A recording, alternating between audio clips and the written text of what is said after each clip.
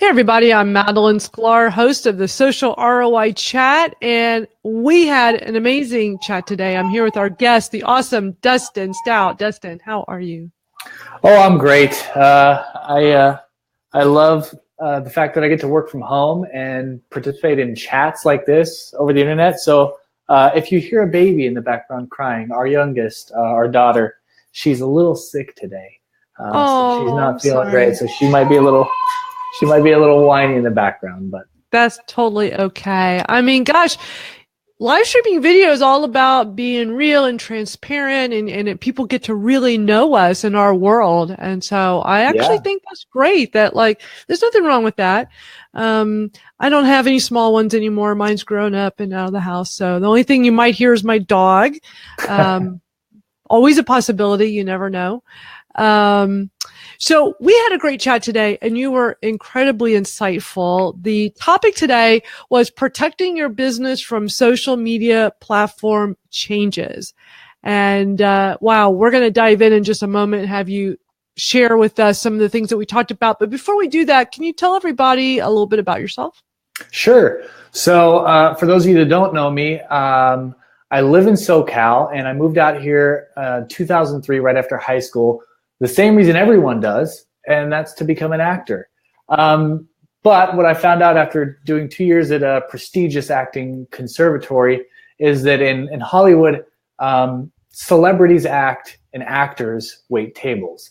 I didn't really like waiting tables, so I found a real job, so to speak. I was a youth minister at my local church, and for whatever reason, I just, it was around the time where Facebook really got into its prime with high school kids, and my audience was high school kids. And so I realized I should probably look into this social thing to reach my audience.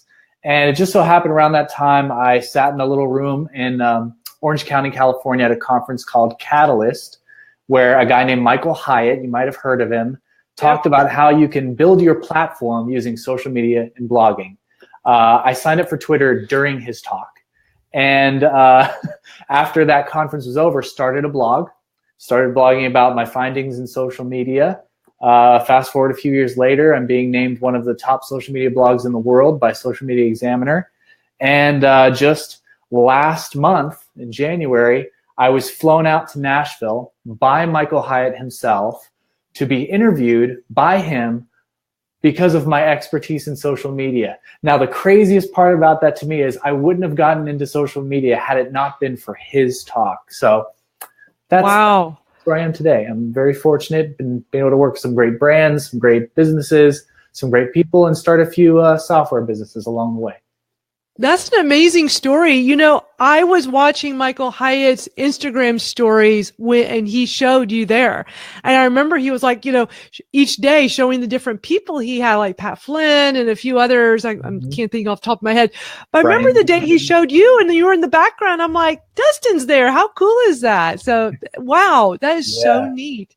Yeah. I took his Best Year Ever program back in December. Yeah. He is phenomenal. I just love him. I've been following him for years. Love everything he puts out. And I finally did that program and it was fabulous. Wealth of knowledge in that guy. Oh my gosh, he's so smart. Now you do some software, a really cool WordPress plugin. Tell everybody about that because I've always heard great things about it. At Social Media Marketing World, everybody talks about it. See, I knew my dog would make some noise, so he's growling at somebody. He wants to know about social warfare too. He does. So tell us all about it. So back in 2013, I was getting ready to redesign my website, and as I used to do every year. And as a web designer, and even developers will tell you this, like the bane of our existence is social sharing buttons.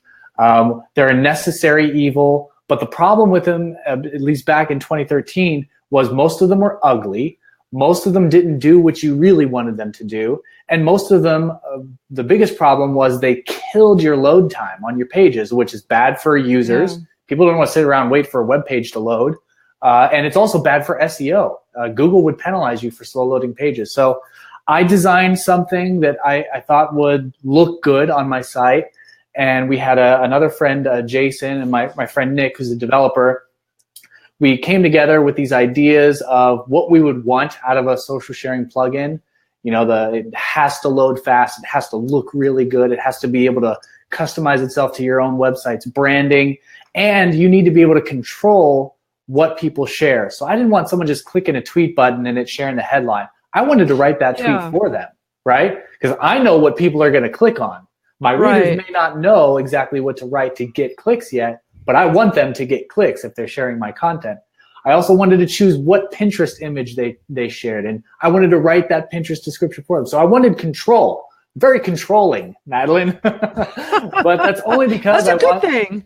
Right. It's only because I want the most ROI from the shares happening on my site. So we created social warfare for people like me and for developers who want fast sites and for social media and bloggers who want effective sharing happening on their site. And it's been about 3 years now. We've got over 50,000 websites using social warfare. And the greatest thing to me is every day I do Google searches, right?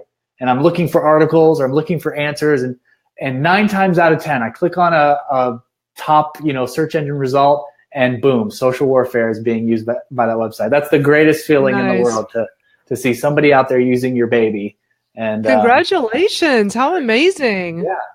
I love that. Well, you really said something really important there, that, you're providing a need, a service that does it the right way, because so many times you're on a blog post, I hit those Twitter buttons and I want it to be a good tweet because it's coming from, I'm the one sharing it, and I can't stand when I click on it and it just has the headline and the link. There's nothing else there. So much work for you, right?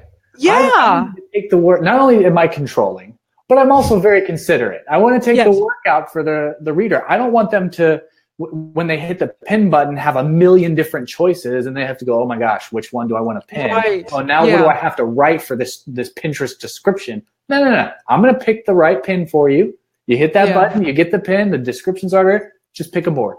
Just pick a board and you're good to go.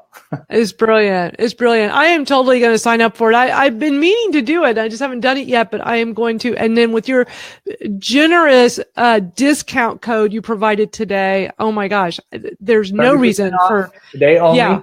That's awesome. The coupon will expire. So just let me know. And Madalyn, if you have any trouble, you can always reach out to us. We have some of the best support people in the world. And that's one of the hardest parts about developing a software business within WordPress ecosystem, because so many different plugins, so many different things, a lot of things can go wrong. So we invest heavily into our support team. And if you ever need anything, you can reach out directly. Awesome. That is so great. We have a nice little captive audience here with us right now. I appreciate those that are here with us. And if you're watching the replay, thank you so much.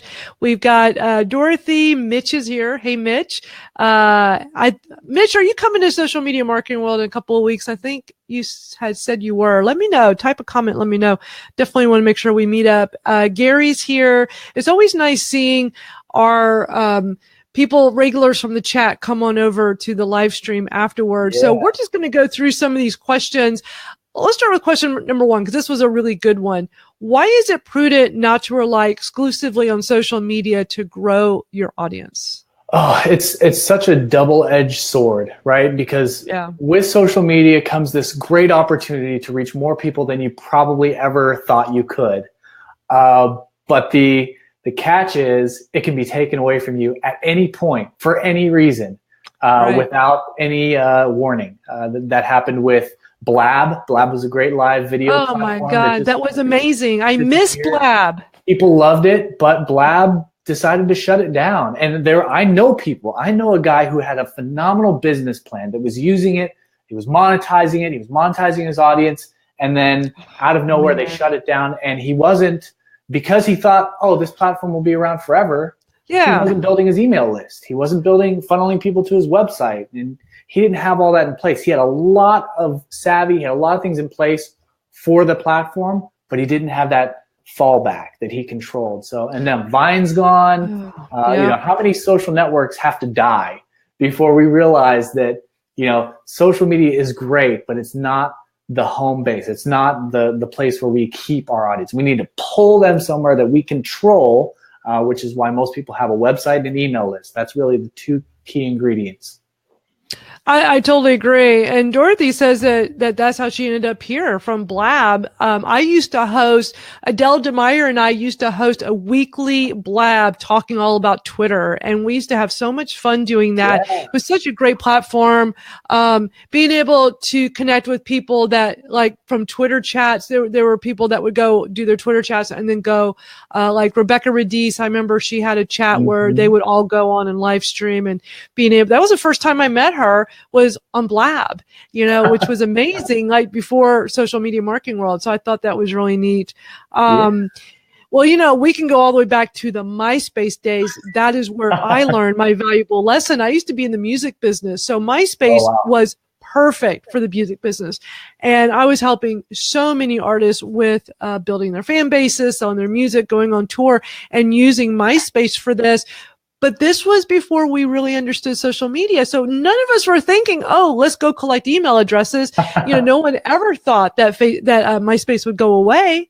So yeah. And then it went away and we have nothing to show for it. And I know so many people, just like with Vine, just like with Blab, that was using it for their business, that had built up a huge following. Yeah. And then it's gone. So, and yeah. See, the crazy thing about today's world in technology and social media is it doesn't even have to go away, right? We've seen with Facebook, they up and decide to make an algorithm change, and all of a sudden you can't reach your 100,000 fans that you spent time and money and energy trying to attract. You can't reach anybody. So, I mean, today really the algorithms rule everything, and those algorithms can change at the drop of a hat. So that's why it's important that you control the algorithm, you control the audience. Absolutely. And I think it's important to diversify too, and not just be so entrenched in one platform that if something did happen, that you are not set up anywhere else and using others. It's interesting. Twitter seems to be going through a renaissance, more recently, and people are coming back. It's almost like it's going full circle. So many people started there, then they moved on to other platforms. Now they're coming back. They see the value of it. The algorithm is not as big of an issue there like it is on Facebook. So yeah, absolutely. Really interesting. Question number 2 was, if a social media platform shuts down, how can users of this platform reinvent themselves? So I thought that was a really interesting, unique question. And I love where it takes the conversation because, again, I know people who are in this situation. And I think the word reinvent is a perfect phrasing, because I don't know about you, but I kind of get excited about like starting new things and sort of getting a clean slate, so to speak. There's probably like 2 or 3 times a month that I consider just starting my blog from the beginning again, just because it's exciting. But I think it's important to, in that reinvention process or in that restarting from scratch process, that you remember what it is you did in the beginning to attract that audience in the first place. Because obviously if it worked, you want to get to the core of why it worked. It's odds are it wasn't just a handful of one-off tactics. There was something that you were offering, something that you were giving people, something that you were doing that was attracting that audience. You want to get back to it. You want to remember your roots and how you got there. For me, it's always been about driving value, giving freely of yourself, your time, your energy, your wisdom, your knowledge, your experience, and just remembering to give that and know that, just because you said it 2 years ago doesn't mean it's not still relevant today. I have blog posts on my website that I wrote 4 years ago and still get tons of traffic, and people still say, oh my gosh, this was so helpful. So, feel free to go back and remember some of your best content from that social network that disappeared and see how you can reinvent it for the new platform.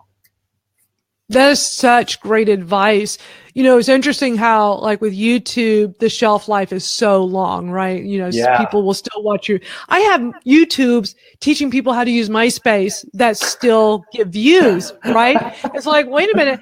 Why is anybody watching this anymore? It's like somebody must be really bored, right?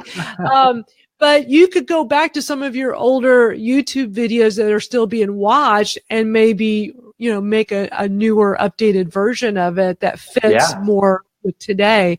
So great advice. So how can people protect themselves from these changes on the platform? You were talking a little bit about the algorithm. I think it's really important to know how all these platforms work inside and out so that you really understand. So when these changes happen, you can protect yourself. A lot of people don't understand these platforms, so they're not really understanding these changes. I think that's why, last month when all of this happened with Facebook, I think this is why so many people were so up in arms. They're just not understanding how any of this works to begin with. Right. And I think the first thing that I always tell people is, again, make sure that you have some place where you control the audience. Email list is the utmost of that. And yeah, when you control that audience, when you control your communication with that audience, you don't have to worry about Facebook algorithm changes. If they if they stop you from reaching your fans tomorrow, you can still send out an email to all of them that you've captured, right? So, and then you don't have to panic, all right? When all these announcements happen again and again, Facebook says, hey, we're doing this for the betterment of the community, AKA we're doing it to make businesses pay more to reach their audience. I don't freak out because I know that that's not where my audience is ultimately. Ultimately, my core audience, the people I care about most, and the people, frankly, who care about me most are already on my email list. And they're just a send away. So the best thing to do is just have that email list. Second best thing to do, and I didn't mention this on the Twitter chat because limited space, but also just you should always be working to create relationships, right? I mean, I feel like for a while that word got overused and the concept got beat to death. But I always go back to it. You're building relationships with your audience. You're not just creating passive interactions, right? You're not just creating tweets and hoping what you're doing is building a brand and building a place in that audience's heart for you. You're creating that connection so that, if they stop hearing from you for a week, are they looking to see why? Are they missing you in some way? And if you're constantly providing value to them, if you're constantly doing your best to interact with them, then they're absolutely going to miss you. And they're going to know that you're not there. So do your best to build relationships and constantly, consistently bring value. And no algorithm change in the world can stop you. I love that so much. I think that is so well said. You have really great insights. I really love it. How did you get to this place where you're at? I mean, do you just spend a lot of time just, learning, reading books? You definitely go to conferences. Like, how did you, because, it takes time to build up all this knowledge in social media. So what's really helped you with that? So for me, it's just being in the trenches, time to time, making a lot of mistakes. Like I said, I signed up for Twitter at Michael Hyatt's presentation. This was in 2009, so it's almost 10 years now. Yeah. So I've almost been in this world for 10 years, and it's really just being in the trenches, having built some businesses because of my social media presence and seeing algorithm changes, seeing not just algorithm changes, but culture changes. Sometimes the culture just shifts away, like MySpace. MySpace didn't actually disappear. People just disappeared from MySpace, and they found a new shiny thing. So I've seen culture changes. I've seen algorithm changes. I've seen shutdowns. I've experienced completely losing my reach. I've experienced completely failing at building an email list. And I've made a lot of mistakes. And one thing that I am thankful every day that I'm blessed with is the ability to learn from my mistakes and to retain, the things that I did right and the things that I did wrong, and to improve from there. I'm constantly improving and filling my life with wise people like Michael Hyatt and Madalyn, yourself as well, surrounding myself with wise people. I'm very fortunate to call people like Peg Fitzpatrick and Rebecca Radice friends. And, I just surround myself with people who are smarter than me. And eventually I start to get a little smarter myself. And here we are, almost 10 years later, I've gotten a little bit smarter, I think. Yeah, you are. You're very smart. I remember Peg Fitzpatrick, I think she was doing a workshop at Social Media Marketing World 2 years ago, and She does she, I think she does like 15 workshops every year at oh social my media gosh, marketing. She's she like the does most so in demand. many. She is so smart. But I remember her talking about your plugin and showing how it works and how great and useful it is. You definitely have a lot of fans, that's for sure. But you're so right. Surrounding yourself with all these, key people that are super smart and that it kind of rubs off on us. So that's awesome. This has been really great, Dustin. I really appreciate your time today on the chat and on this after chat live stream. So you have your WordPress plugin and you're offering the discount just for today only for our social ROI participants. And we can just, what is the link to your website for this? So it's just warfareplugins.com, just like it sounds, no tricks in spelling like my blog. But warfareplugins.com, just hit the buy button, and then there's a place where you can enter the coupon code. The coupon code is Social ROI 2018, all caps, I believe. You double check that for you. Awesome. Thank you so much for doing that discount. I'll be sure to comment that in here. Yeah, Social ROI 2018 is the code. This is great. And what is the link to your website where your blog is at that everyone can check out? So you can visit dustinstout.com and click on the blog link. It'll take you there. The actual URL for my blog is dustn.tv, but that's kind of hard for some people to remember. So just dustinstout.com is the best route. Cool. Well, thank you so much, Dustin. And you're going to be at Social Media Marketing World in a few weeks. So I will definitely see you there. And that's it for this week. Another great social ROI chat. We'll be back next week with Rachel Miller, which will be really fun. And until then, we'll just see everybody out on Twitter as always. So thank you very much.